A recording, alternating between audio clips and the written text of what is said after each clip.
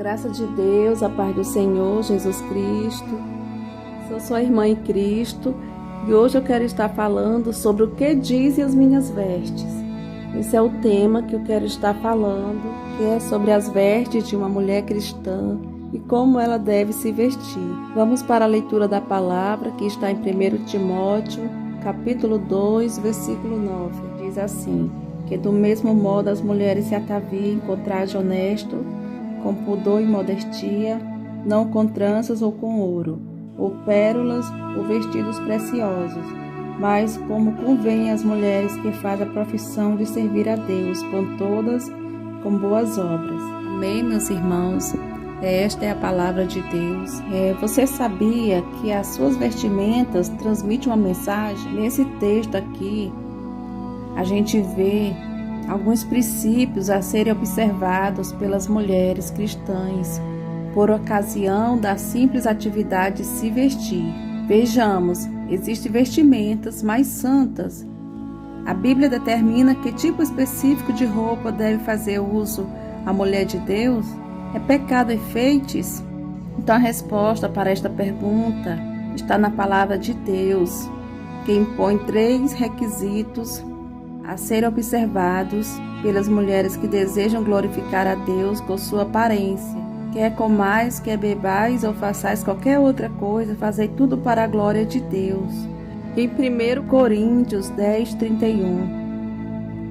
Então, importa estabelecer algumas premissas sobre o assunto. Se você é fato, nasceu de novo, é templo do Espírito Santo, razão por que preocupar-se em glorificar o Senhor em todas as coisas, inclusive nas atividades mais triviais do cotidiano, o que inclui vestir-se.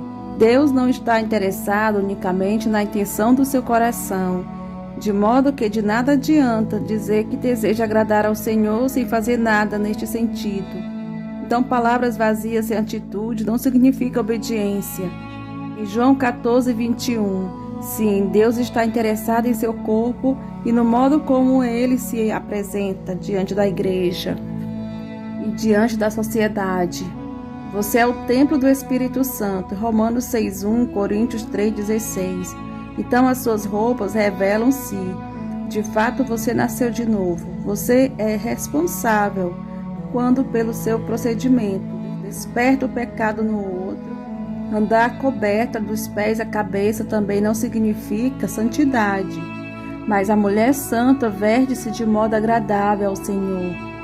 Se este assunto não foi o motivo de reflexão da sua parte, se você usa qualquer peça de roupa curta ou sensual, sem qualquer constrangimento, cuidado. Talvez nunca tenha nascido de novo. Aleluia, glórias a Deus.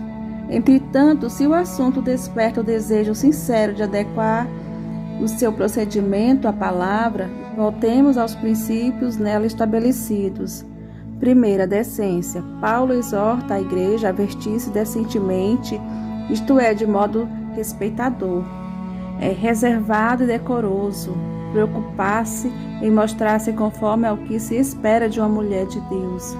A decência exclui toda vestimenta provocativa, decotada, sensual, apta a incitar o pecado em que haver, a saber, lascívia.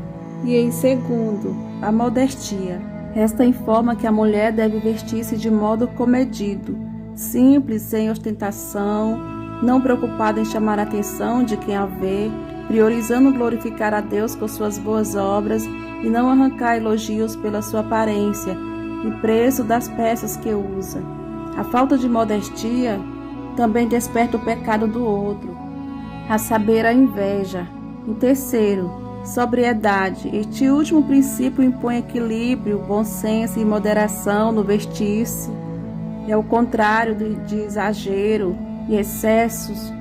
Então você, mulher cristã, tem observado estes princípios ou tem cedido às pressões da moda e da cultura acerca de como apresentar-se?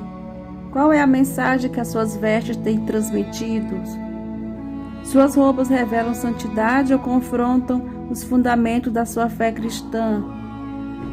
Ainda que não queira, você é observada e foi levantada enquanto testemunha de Cristo nesta terra.